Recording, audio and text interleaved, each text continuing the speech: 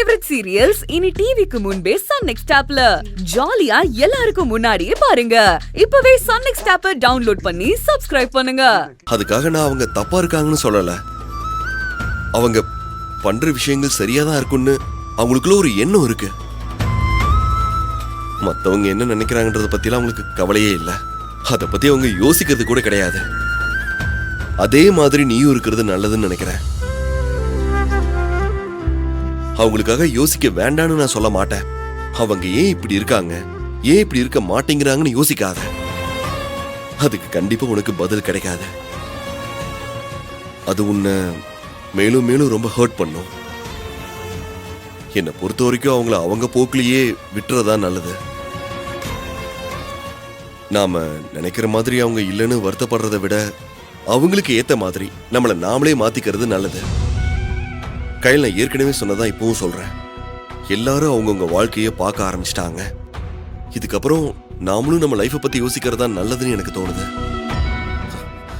எல்லாருக்கும் ஒரு லைஃப் இருக்கு. அந்த லைஃபை ரன் பண்றதுக்கான சோர்ஸ் அவங்ககிட்டயே இருக்கு. இதுக்கப்புறம் அவங்களுக்கு உன்னோட தயவு தேவைப்படாதுன்னு நினைக்கிறாங்க. இங்க பிரச்சனை வரும்போது மட்டும் உன்னை எதிர்பார்க்கிற மாதிரி எல்லா விஷயங்களுக்கும் உன்னை எதிர்பார்க்கறது இல்ல.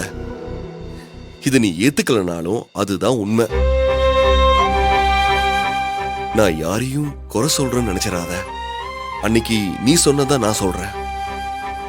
எல்லாரும் உன்ன மாதிரியே தான் இருப்பாங்கன்னு நீ எதிர்பார்க்க வேண்டான்னு சொல்ற. யதார்த்தத்தை புரிஞ்சுக்காம அவங்க மாறிட்டாங்க, இவங்க மாறிட்டாங்கன்னு நாம யோசிச்சு அதை பத்தி கவலைப்படுறதுல எந்த பிரயோஜனமும் இல்ல கயல். நீ புரிஞ்சுக்க வேண்டியதெல்லாம் ஒன்னே ஒண்ணுதான். நீ நினைக்கிற மாதிரி தான் இங்க எல்லாரும் நடந்துப்பாங்கன்னு, இல்ல உன்ன மாதிரியே அந்த குடும்பத்துல இருக்கிறவங்களும் குடும்பம் மட்டும்தான் முக்கியம்னு யோசிப்பாங்கன்னு நீ நினைச்சுக்கிட்டே இருந்தேன்னு வச்சுக்கோ, உனக்கு ஏமாற்றமும் வருத்தமும் தான் மிஞ்சும்.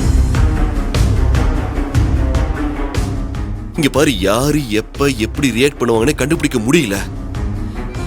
அன்னைக்கு தனாக்கா என்கிட்ட சண்டை போட்ட மாதிரியே தான் நேத்து மூர்த்திக்கிட்டையும் இந்த குடும்பத்துக்கிட்டையும் அன்பு சண்டை போட்டான். நேத்து மூர்த்திக்கு நடந்தது நாளைக்கு உனக்கும் எனக்கும் தான் நடக்கும்.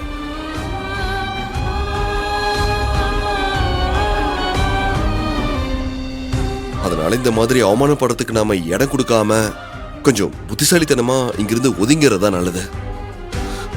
மரியாதையும் அதான்.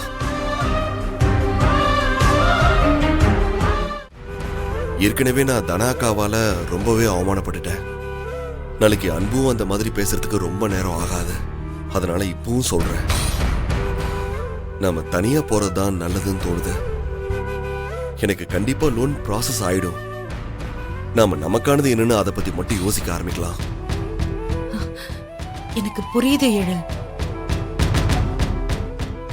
நீங்க சொல்ற மாதிரி நாம நம்மளை பத்தி யோசிக்கலாம். அதுல எனக்கு எந்த ஆட்சேபனையும் கிடையாது.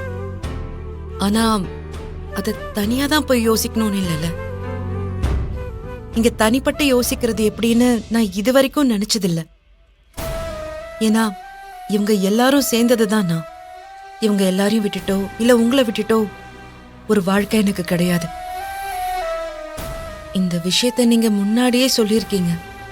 அப்ப நான் என்ன சொன்னனோ அதே தான் இப்பவும் சொல்றேன்.